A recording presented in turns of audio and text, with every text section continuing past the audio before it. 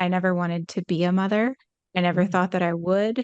And so, yeah, I wasn't one of those little girls that just dreamed of growing up, getting married, and starting a family. I was very into my hobbies and I wanted to go to school and get a good career and just have a stable life, Hmm. with a partner before I even considered starting a family.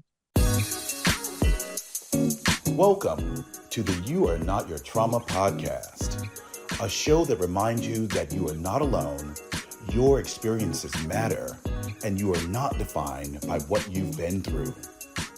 Each week, you will hear from the host and invited guests who have either personal or professional experience with trauma. They will share their stories and strategies for overcoming past wounds and beginning the journey toward healing and wholeness. Now, here's your host, a gifted speaker, author, coach, and entrepreneur, Harriet M. Harris.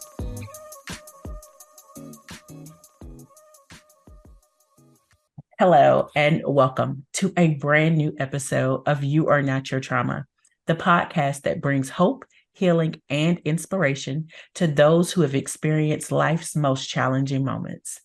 I'm your host, Harriet M. Harris, and I am so glad that you're here today. I hope that this show is an important part of your healing journey. Now, the journey of life is filled with many challenges, and some of the toughest battles are those we fight within ourselves. Today, we dive deep into a silent trauma that affects countless individuals across the globe: the pain of infertility.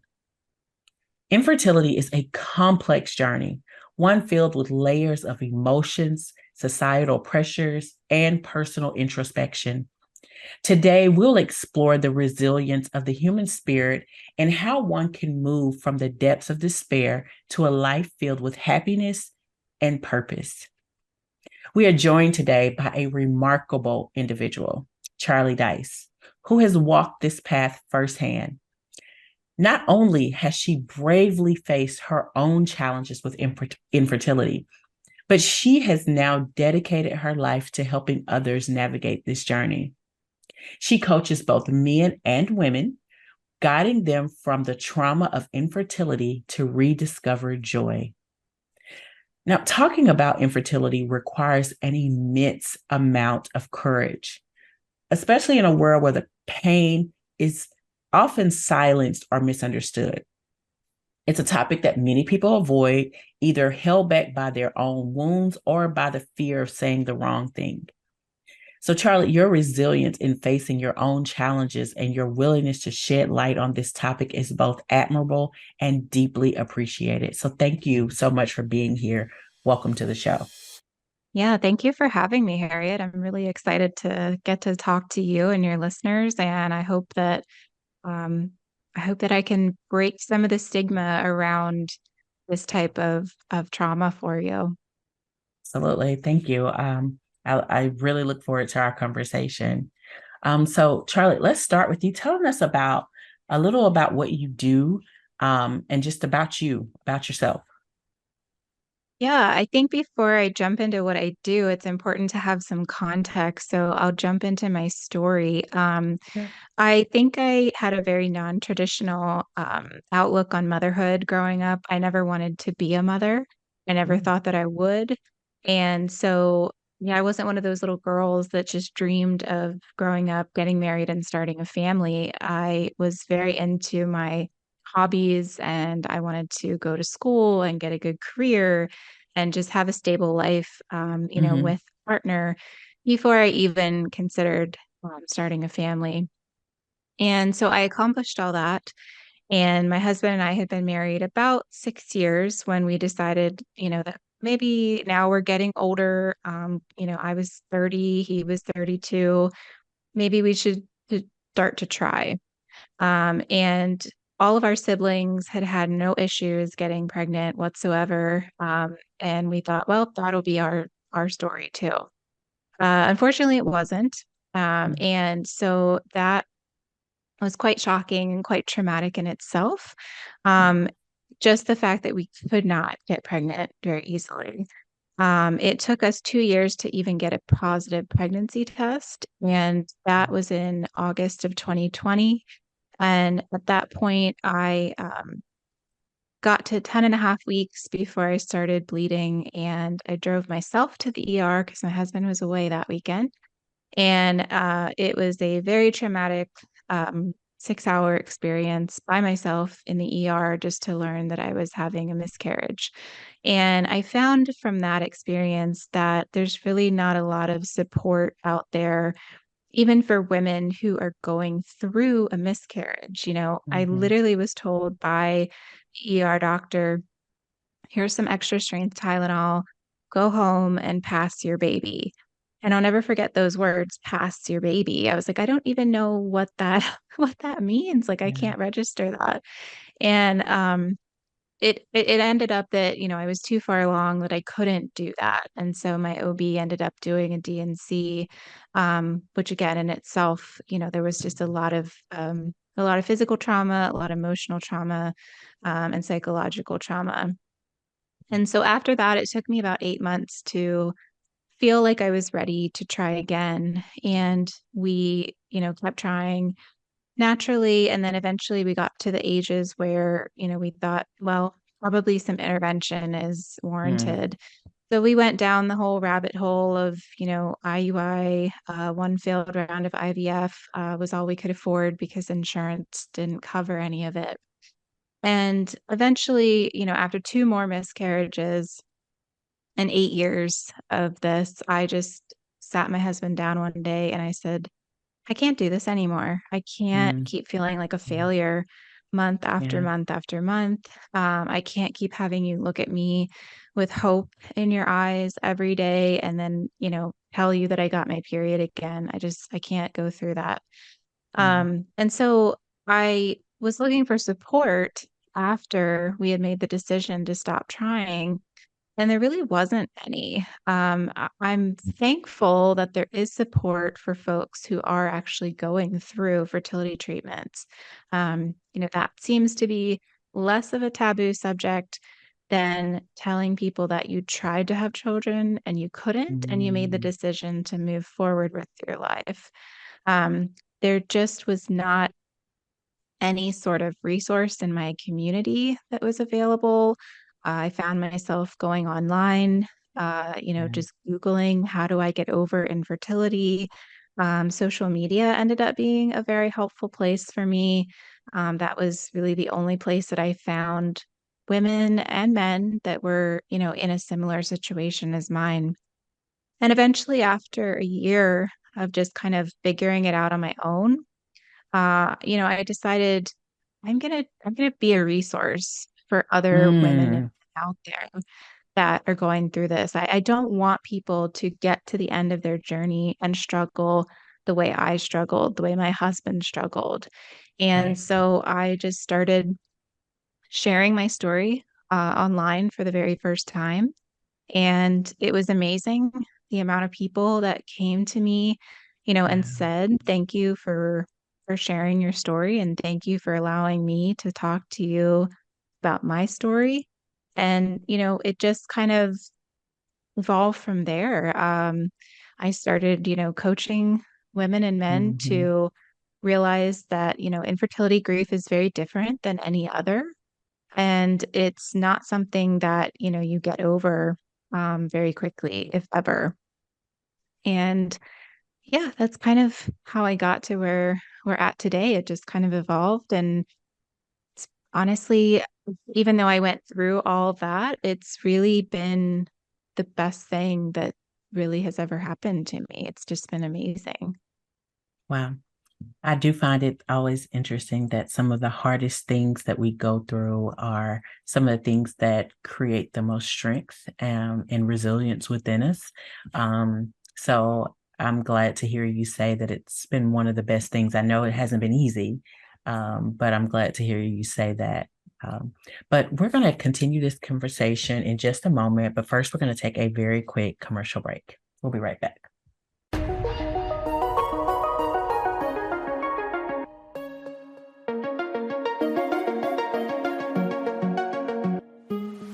Want a chance to win exclusive You Are Not Your Trauma merch? Here's how. Leave a rating and a review on your favorite podcast platform and share your thoughts with us. It helps us reach more listeners who may also be seeking healing and growth. Once you left your feedback, visit feedback.youarenotyourtrauma.com to let us know you've entered by entering your info and the word feedback in the message section. You could be a lucky winner. Now stay tuned for today's inspiring episode, and thank you for being a part of the You Are Not Your Trauma community.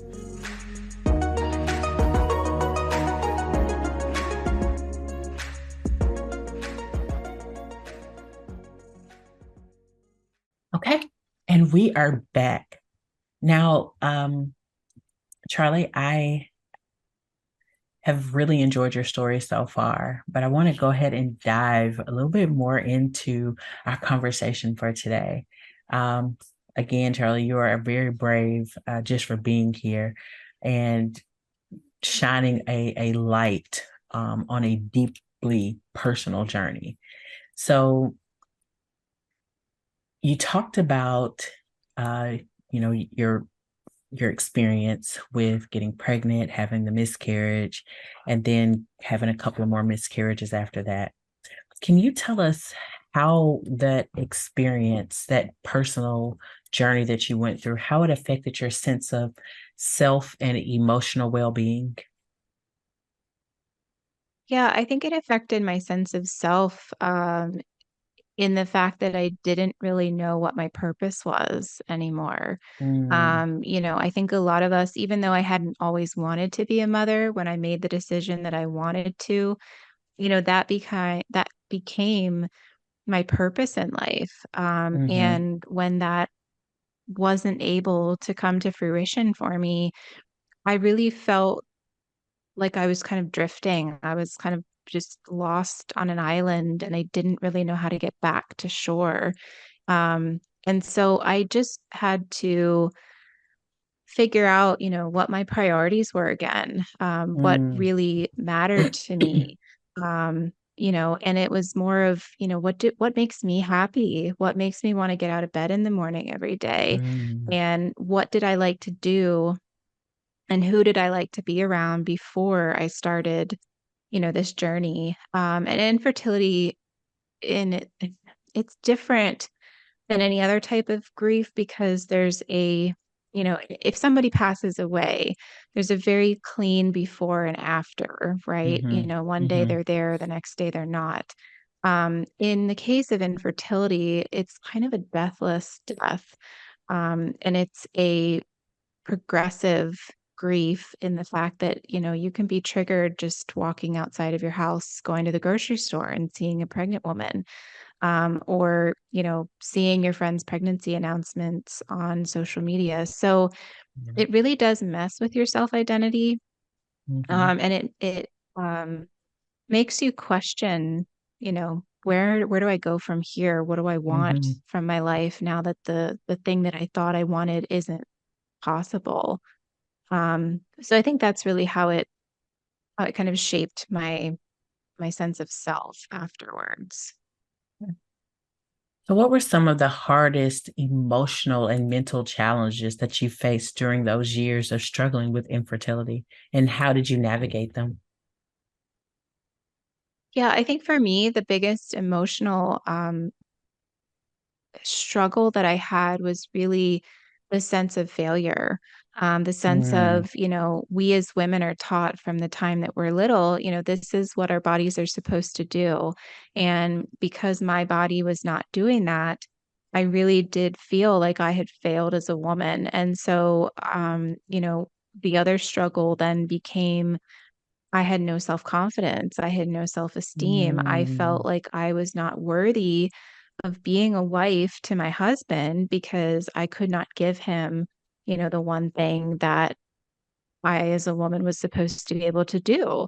And so it even got to the point where, I told him multiple times, please leave me. Please go find somebody that can give you family, because I don't want you to resent me for the rest of our lives because I can't do this or I can't give this to you. Um, so for me, that was the biggest emotional struggle. And then just, physically, obviously, it's very Yeah. traumatic to, see the physical effects of a miscarriage and to try Yeah. to recover from that. And it Hmm. does take the body a long time to Yeah. quote unquote get back to normal, whatever Hmm. normal is for you Right. after Right. that. And just psychologically, I have suffered from major depressive disorder for 15 years. And so just the constant onslaught of, negativity and Hmm. shame Yeah. that is out there and that you feel within yourself, that was kind of how I got to the breaking point with it. And that's how we made the decision because I just couldn't, I couldn't feel the way I was feeling another day and not do something that I was going to regret. So, I want to go back to something you said because you've mentioned it twice. In the very beginning, as you shared your story, you talked about how you felt like a failure with your husband, and then you also just mentioned it in this last response, is that sense of failure. And I want to go back to that because as a person who has also um, experienced miscarriages, that's a very familiar feeling. So, can you share, just in your experience, in the work that you do, and in your opinion, why is it that that is a common feeling among women who suffer uh, miscarriages, or even as far as infertility? yeah, I think it's mostly due to, the societal pressures that are put on us Mhm. as women, even from the time that we're little girls. That's always supposed to be what our life's purpose is and our life's, Mhm. the track that we're supposed to be on is to become mothers. And I also think that from, a woman to woman standpoint, I some of my clients and myself as well, and I don't know if you felt this, as well, but other women have kids, they are very isolating towards those of us that don't. Whether or not we wanted to have them or not, the fact that we don't kind of puts us in this other category. And so Mm. that also, I think, leads to a feeling of failure because, we're not part of the club, we're not part of the in crowd. We're on the outside looking in.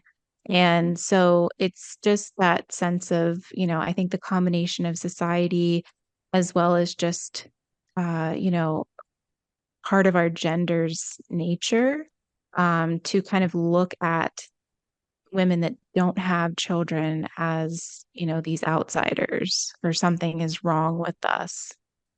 Wow. And, Charlie, I just want to say that I am deeply sorry that if anyone has ever made you feel that way, because I mean, I can't even imagine that, what that must feel like. So just, I want to say that just because I feel like I need to.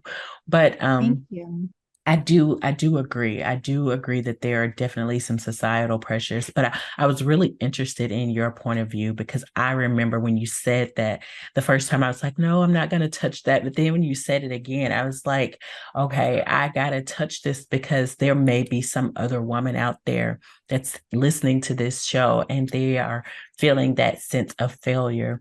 You actually said something that I had said several times was, I feel like I can't do this one thing that I'm supposed to be able to do. Like that was what really kind of like made me feel so terrible. And I heard you say that too. So sometimes I think it's interesting to hear someone else's take to see just to realize that you aren't alone and you don't have to feel as isolated as you actually may. And I think too, I mean, I want to say as well, I'm very sorry for your loss that you've experienced. But I think it's wonderful that you're taking the time to talk to other people, other women that have also experienced it to shed some light on it. And I just want to, validate that for you. I think too, Yeah. what you just said as far as, I can't do this one thing. It's interesting because no matter what we do as women, we could be president of the United States someday, or we Mm-hmm. could cure cancer, or we could, walk on the moon. But it seems like none of that matters to society or to other women if we Or can't even to have children. ourselves. Yeah. And for Yeah, me, it was yeah. all internal. It was, it was Mhm. all in my mind, like this was the one important thing. Um, yeah. So for me, it was all about what I wasn't able to do. That was where my mind was taking me. And, it was, being caught up in that during that time that really drove me to think that. But you're right, Yeah. it is a lot on the mind and the body through that time. So it does keep you in this cycle of focusing on that. And yeah, so yes. Okay. So sorry, my screen just did something really crazy. I'm gonna have to edit this out because my screen just did something really crazy. It just completely disappeared. So, Oh, it didn't, everything still looks good on my end.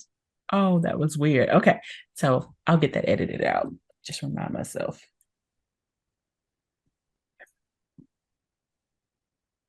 Okay. So you mentioned, and I want to talk about a little bit about what inspired your shift. Now, I know you mentioned this in your intro. You said that you set your husband down and you said, um, I just can't do this anymore. Right. So what inspired you? Like what got you to that point where you were ready to make, the shift from trying and really accepting infertility and to transitioning to a life of joy? And what were the steps that took you in that direction? Yeah, for me and for my husband, we really had a very candid heart to heart, and we looked at each other and we said, is this it? Like, is this the way we want to feel for the next, because we could have still tried.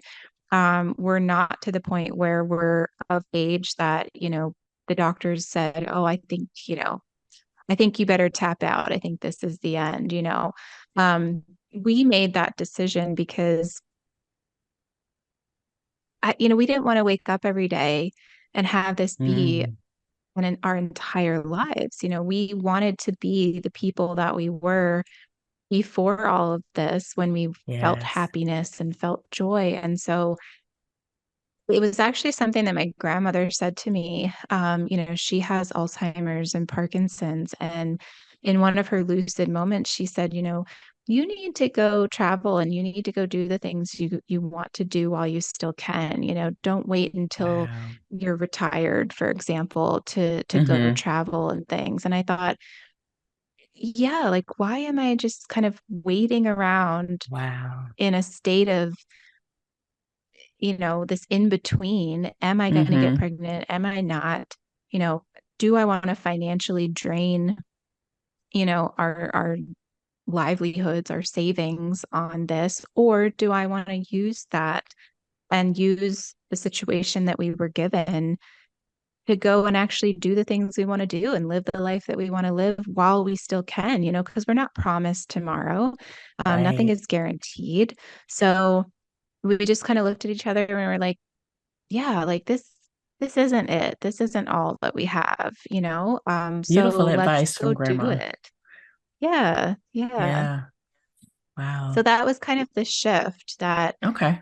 really just kind of took us in this direction of, we're still young, we can still do all these things, and Right. it's okay that, we're a It's okay. family of two, and that's okay.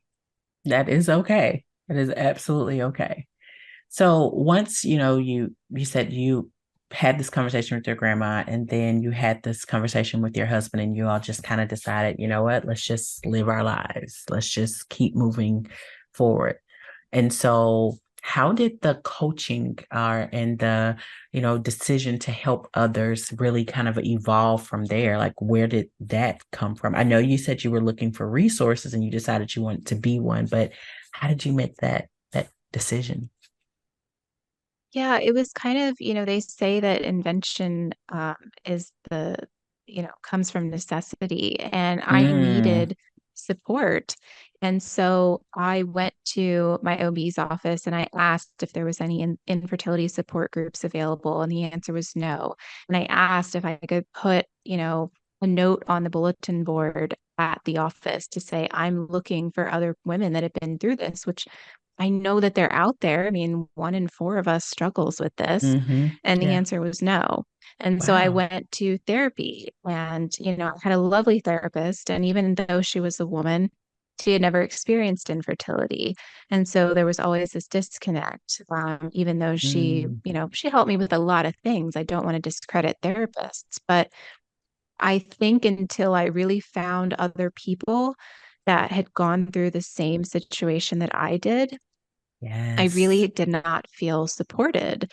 And so I thought the way that I felt when I found my people, so to speak, was so freeing and so cathartic that I thought, you know what? I want to be that person Mm, for other people that are, behind me in this journey.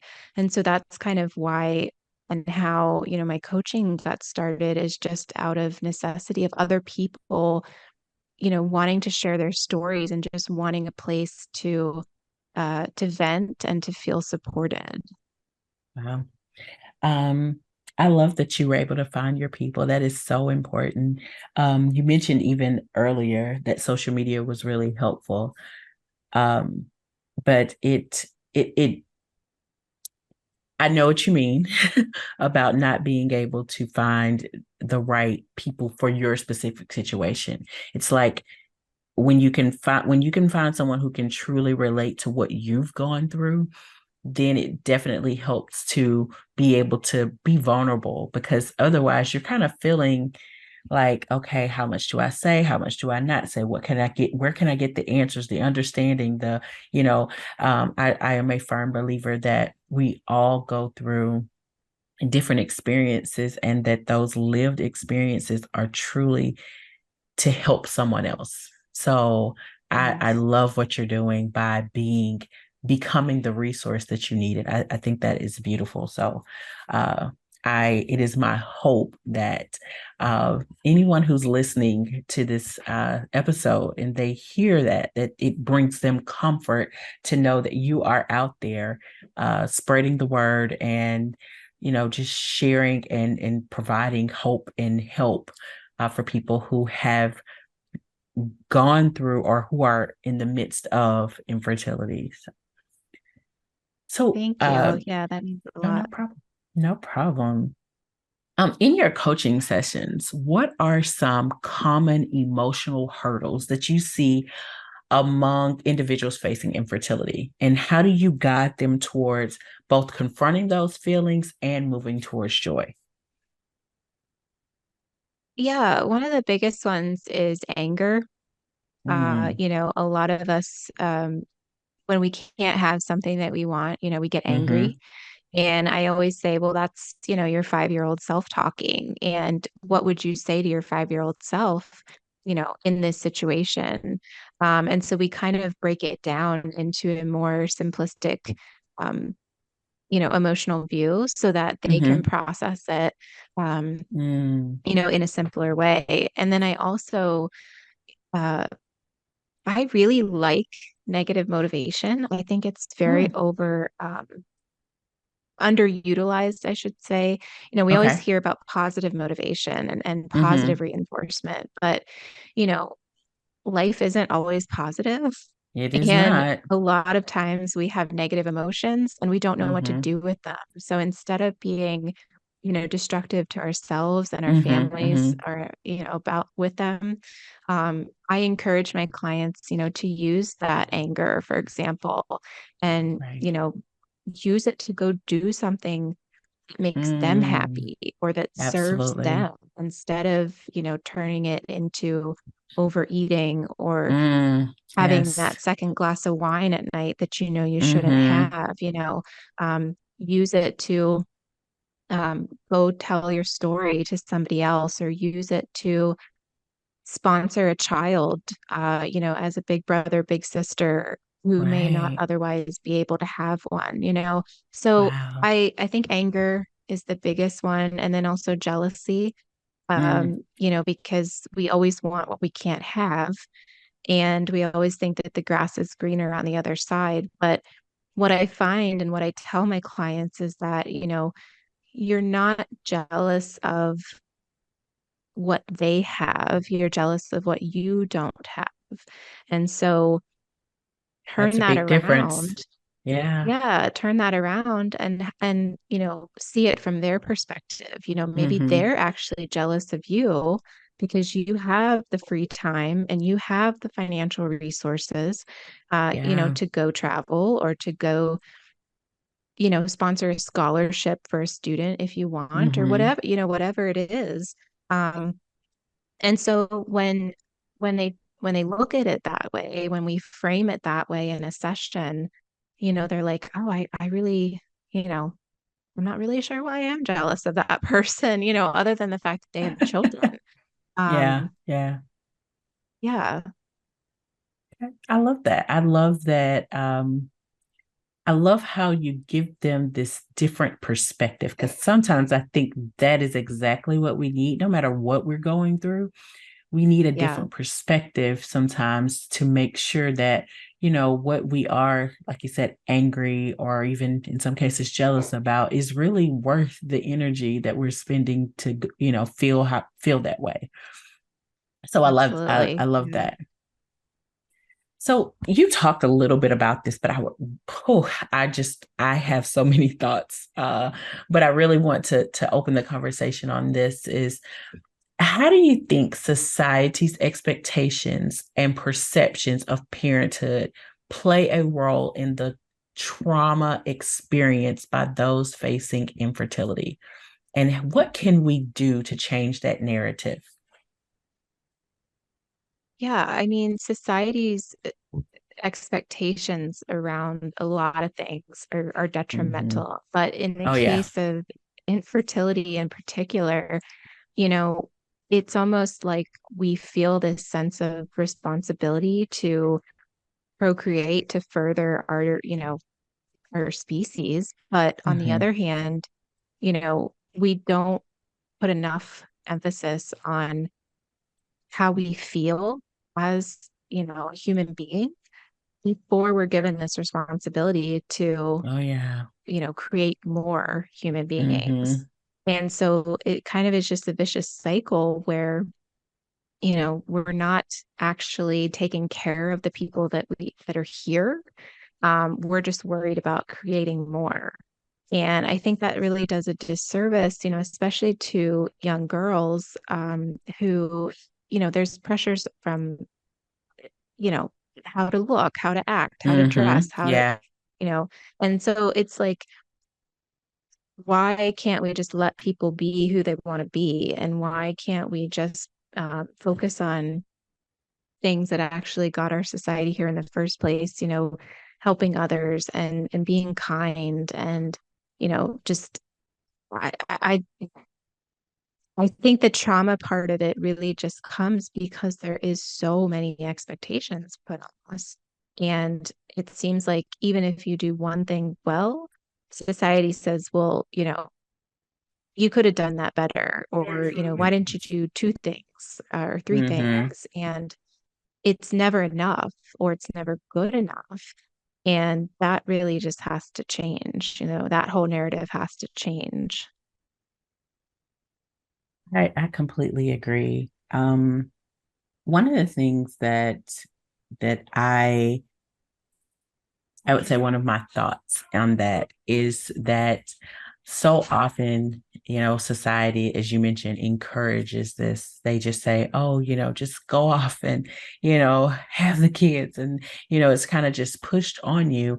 Or the questions that pop up, if you've been married for 5 years, or, some people, as soon as they get married, when are you going to have kids? When are you going to have more? When are you, like, are you going to have an only child? Or then it's, well, how many are you going to have? When are you going to stop? It's like they have so much input on someone else's womb that it's frustrating, and it's like, just not your problem.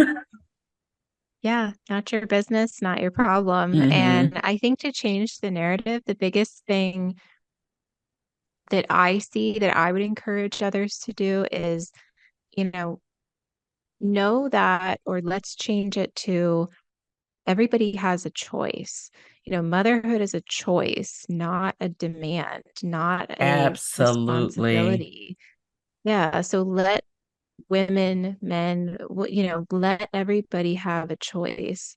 And I think that would then take the pressure off and help with the feelings of failure that a lot of women and men, Yes.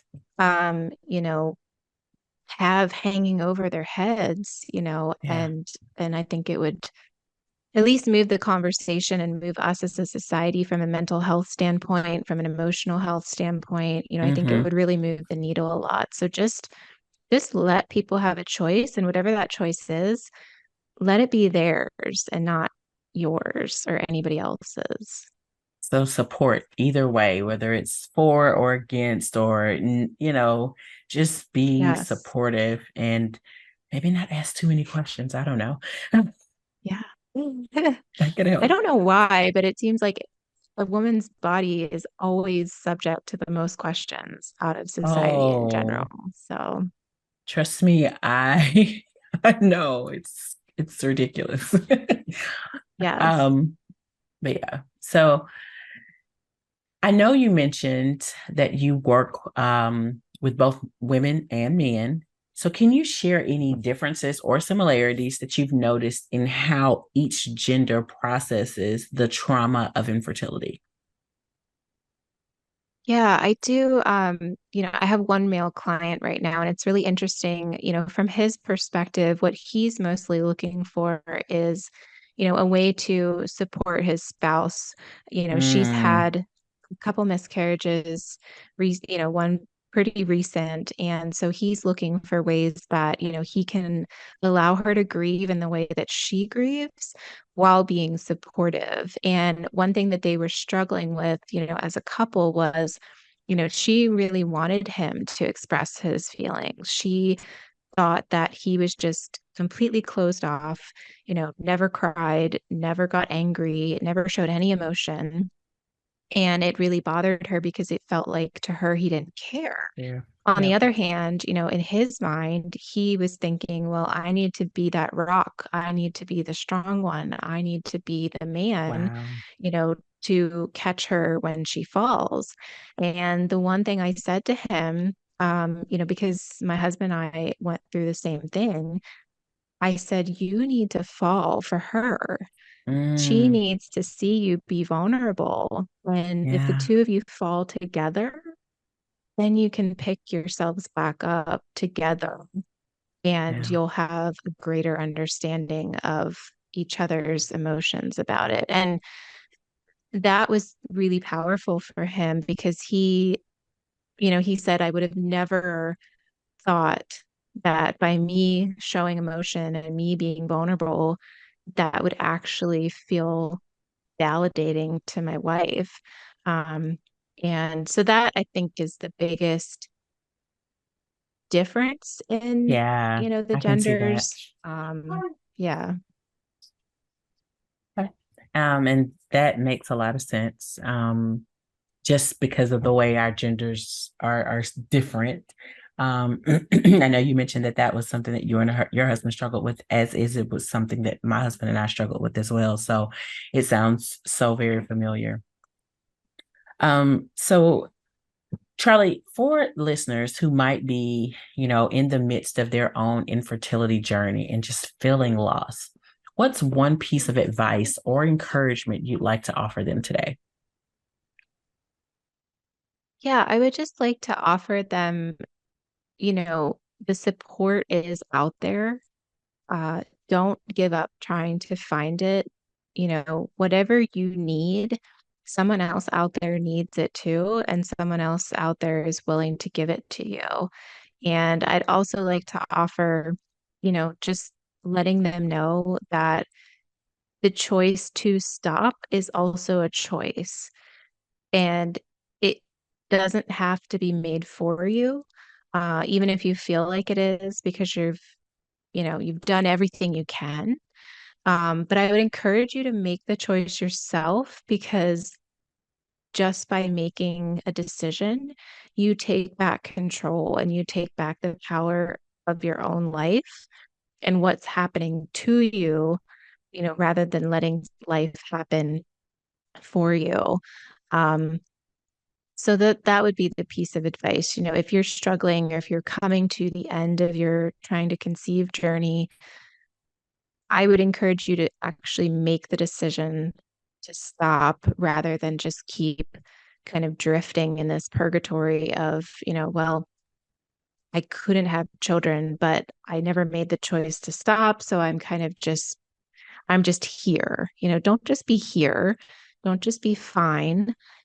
Actually make the decision, start to move forward with, finding support, and let somebody help you do that so that you can actually thrive again and not just survive. I love that. Wow, this has been so powerful. So thank you so much for all that you shared. And we're going to take a quick commercial break before we wrap up our conversation for today. So we'll be right back.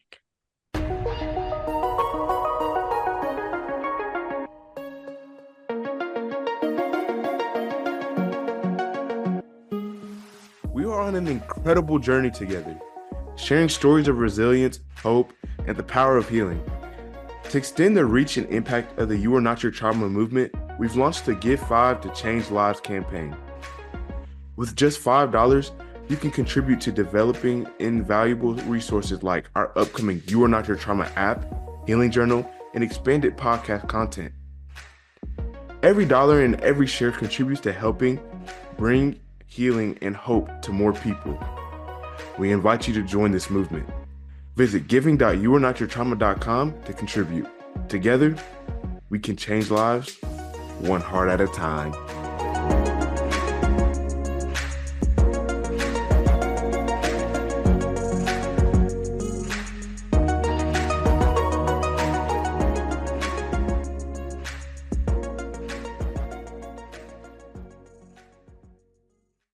Okay, we are back. Now, I just want to say again, Charlie, this has been a truly, truly enlightening conversation. So thank you so much for your openness, your wisdom, and the invaluable insights that you've shared today. As we reflect on today's episode, let's remember that while pain is a part of life, it does not have to define us. Our inner strength, our resilience, and the love and support of those around us can light the path to joy. So, Charlie, again, thank you. Do you have any final thoughts for our listeners? Yeah, no, thank you again, Harriet, for allowing me to have this space to, share my story and experiences. I really hope that it resonates with some of your listeners. If they're struggling in silence, I would just say to them, come find me. I'm happy to be an ear to listen. And, you don't have to go this alone. There's other women that have been down this road and that are willing to take you by the hand and walk the path with you. So thank you very much for allowing me, time today to talk to you. Absolutely. I think that this topic is one that needed to be discussed, and I'm glad that this is a platform that you were able to share this with, to share this information on. Now, to our listeners, I want to invite y'all to join the conversation. So I have a question for you today. What is one small step that you've taken or you plan to take towards healing or rediscovering joy in your life? I want you to share your stories, share your moments of strength and hope with us on social using the hashtag Journey to Joy. And be sure to tag Your Natural Trauma Podcast, because I'm going to be looking for your feedback and I look forward to your inspiring stories. Now, as we conclude this episode, I want you to remember that every sunrise offers a chance for rediscovery. So every tomorrow gives us a new opportunity to have that joy, to just start fresh. So even if you've been feeling overwhelmed by the pain, overwhelmed by the sadness, the just overwhelmed by it all, every day we have a chance to just start fresh and begin to create a path or a journey of healing and joy. So thanks again to each of you for tuning in to this week's episode of You Are Not Your Trauma podcast. If you found today's episode helpful, please don't forget to share it with someone who could benefit from it. Also, be sure to subscribe, rate, and review the show. You can check out the website, www.youarenotyourtrauma.com, to leave feedback, request to be a guest on the show, subscribe to the show, get information on our show guests, or to get information about advertising on You Are Not Your Trauma podcast. You can connect with You Are Not Your Trauma podcast on Facebook, TikTok, and Instagram at You Are Not Your Trauma podcast. And if you have a story to share, please email me at contact@harrietmharris.com. Thank you once again for joining this deeply moving episode of You Are Not Your Trauma. A special thanks to you, Charlie, for sharing your story of hope and of resilience. Now, I'd like to leave you all with this final thought, that in the quietest moments of our pain, we find the loudest echoes of our strength. When we use that strength to confront our deepest traumas, we discover our truest selves. So until next time, y'all, keep healing and embracing every step of your journey. And please remember that you are not your trauma.